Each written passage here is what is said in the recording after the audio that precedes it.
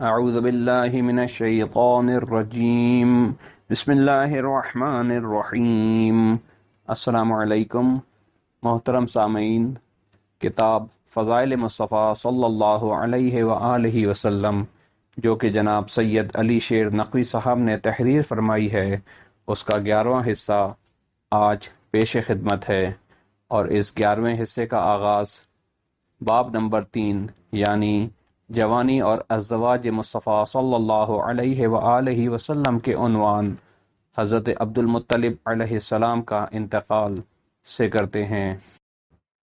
پیغمبر خدا حضرت محمد مصطفیٰ صلی اللہ علیہ وآلہ وسلم کی عمر ابھی 8 برس ہوئی تھی کہ حضرت عبدالمطلب علیہ السلام بھی اس دار فانی کو الوداع کہہ گئے۔ فوت ہونے سے قبل اپنے بیٹے ابوطالب علیہ السلام کو بلایا اور ان کو حضرت محمد صلی اللہ علیہ وآلہ وسلم کی کفالت اور حفاظت کے لیے وصیت فرمائی، اور فرمایا، اے ابوطالب، میرے اس بیٹے کی کفالت فرمانا اور اس کو اس کی منزل تک پہنچانا۔ اس کے بعد حضرت ابوطالب علیہ السلام نے اپنی زوجہ فاطمہ بنت اسد کو بلایا اور فرمایا، میری زوجہ، یہ جان لو کہ یہ میرے بھائی کا بیٹا ہے اور یہ مجھے اپنی جان سے بھی پیارا ہے۔ جناب فاطمہ بنت اسد علیہ السلام نے جب یہ باتیں اپنے شوہر سے سنی تو مسکرا دیں، کیونکہ بی بی فاطمہ علیہ السلام بھی حضرت محمد مصطفیٰ صلی اللہ علیہ وآلہ وسلم سے بہت محبت کرتی تھیں۔ وہ تو ان سے اپنے بچوں سے بھی زیادہ پیار کرتی تھیں، اسی لیے اپنے شوہر کی یہ باتیں سن کر فرمایا، مجھے تو محمد صلی اللہ علیہ وآلہ وسلم اپنی جان اور اپنے بیٹوں سے بھی زیادہ پیارا ہے۔ حضرت ابوطالب علیہ السلام اپنی زوجہ کی یہ بات سن کر بہت خوش ہوئے اور مسکرا دیے۔ اس طرح اللہ تعالیٰ نے اپنے محبوب کے لیے وہ پناہ گاہ چنی جو محبت مادری اور شفقت پدری میں سب سے بڑھ کر تھی۔ حضرت محمد صلی اللہ علیہ وآلہ وسلم بی بی فاطمہ بنت اسد علیہ السلام کو ماں کہہ کر بلاتے تھے۔ آپ کو حضرت ابوطالب علیہ السلام کے گھر میں بہت پیار محبت اور سکون ملا، لیکن افسوس کہ ناداں لوگ حضرت ابوطالب علیہ السلام کے ایمان پر شک کرتے ہیں۔ اگلا عنوان ہے سرپرستی ابوطالب علیہ السلام۔ حضرت عبدالمطلب علیہ السلام نے وفات سے پہلے اپنے بیٹے ابوطالب علیہ السلام، جن کا نام عمران تھا، کو حضرت محمد مصطفیٰ صلی اللہ علیہ وآلہ وسلم کا کفیل مقرر فرمایا۔ حضرت ابوطالب علیہ السلام اور حضرت عبداللہ علیہ السلام ایک ماں یعنی فاطمہ بنت عمرو سے تھے۔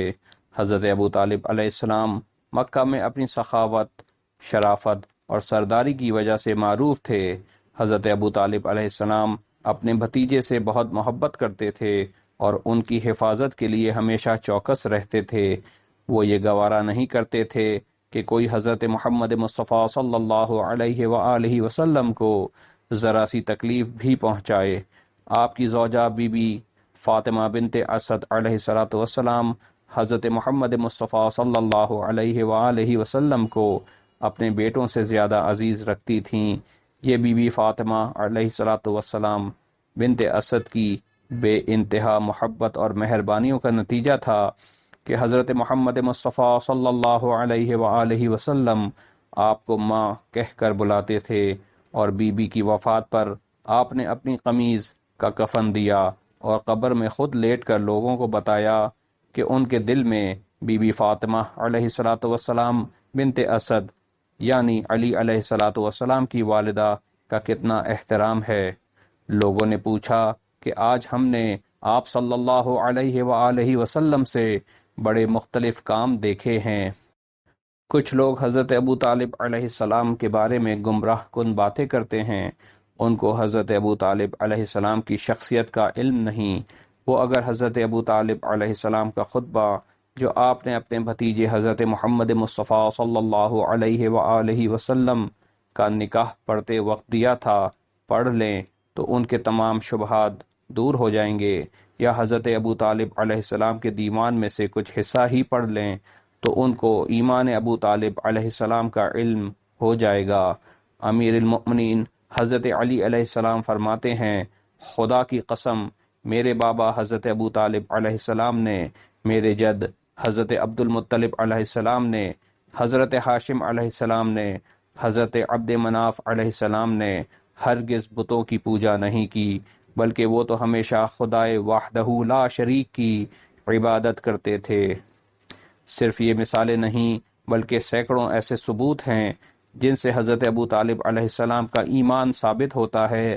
کیا یہ اعزاز کم ہے کہ حضرت ابوطالب علیہ السلام کے 12 بیٹے امام ہیں اور ان کا علم و فیض تمام دنیا پر چھایا ہوا ہے۔ حضرت ابوطالب علیہ السلام کی مثال بادلوں میں چھپے ہوئے سورج کی مانند ہے، جس کی کرنیں ساری دنیا کو روشن کر دیتی ہیں، لیکن سورج لوگوں کو نظر نہیں آتا۔ اور یہ بھی یاد رہنا چاہیے کہ اللہ تعالیٰ نے حضرت ابوطالب علیہ السلام کی حضرت محمد مصطفیٰ صلی اللہ علیہ وآلہ وسلم کی سرپرستی کو اپنی پناہ گاہ قرار دیا ہے۔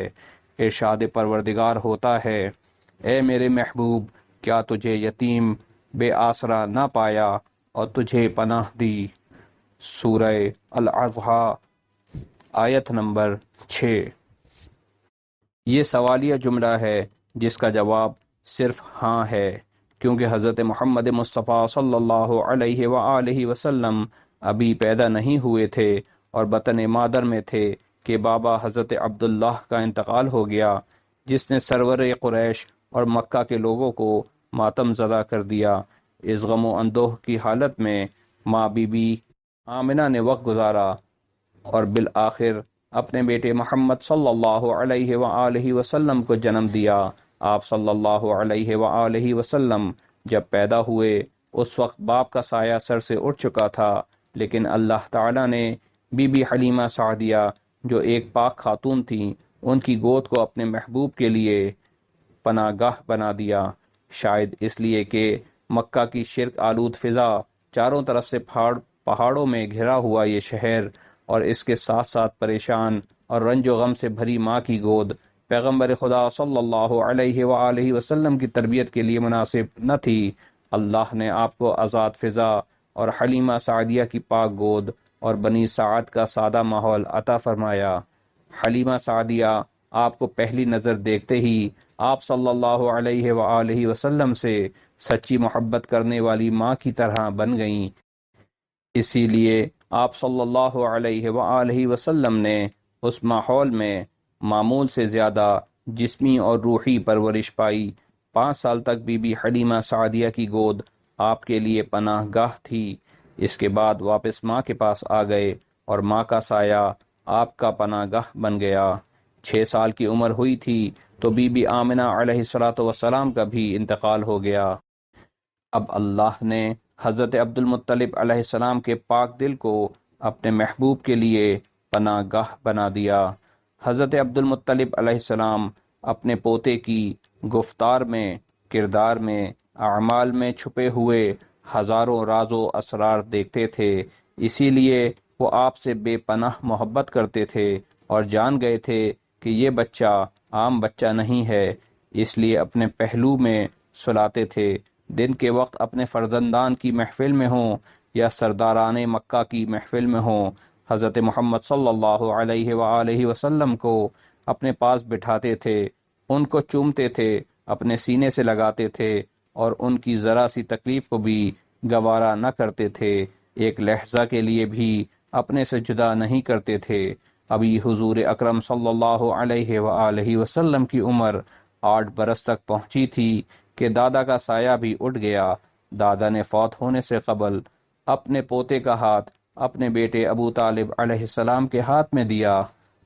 دادا کے سایہ اٹھ جانے کے بعد اللہ نے اپنے محبوب کے لیے ابوطالب علیہ السلام کا سایہ اور سرپرستی کو پناہ گاہ قرار دیا۔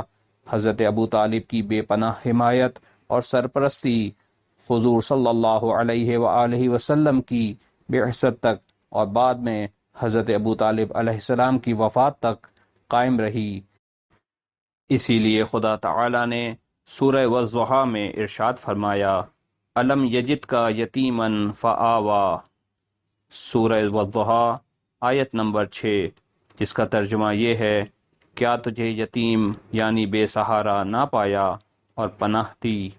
پیغمبر خدا صلی اللہ علیہ وآلہ وسلم کی پیدائش اور بچپنے کا مطالعہ کیا جائے تو معلوم ہوتا ہے کہ آپ نے یتیموں، مصیبت زدہ لوگوں کی سختیاں قریب سے دیکھی ہیں، لیکن اللہ تعالیٰ نے اپنے محبوب ترین بندے کے لیے وہ محبت سے بھری پناہ گاہیں عطا کیں کہ آپ کی حفاظت بھی ہوتی رہی اور آپ کے مقصد کی تکمیل کے لیے سازگار حالات بھی مہیا ہوتے رہے۔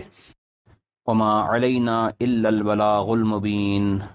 آئیے آخر میں دعا کرتے ہیں کہ اللہ تعالی ہماری اس مختصر سی عبادت کو اپنی بارگاہ میں قبول و مقبول فرمائے اور اس عمل کا ثواب محمد وآل محمد علیہ الصلاۃ والسلام کی طرف سے تمام سننے والوں کو اور کل مرحومین مومنین اور مومنات اور شہداء کو عطا فرمائے۔ الہی آمین۔ اللہم ارزقنی شفاعت الحسین یوم الورود۔ اللہم صلی علی محمد وآل محمد۔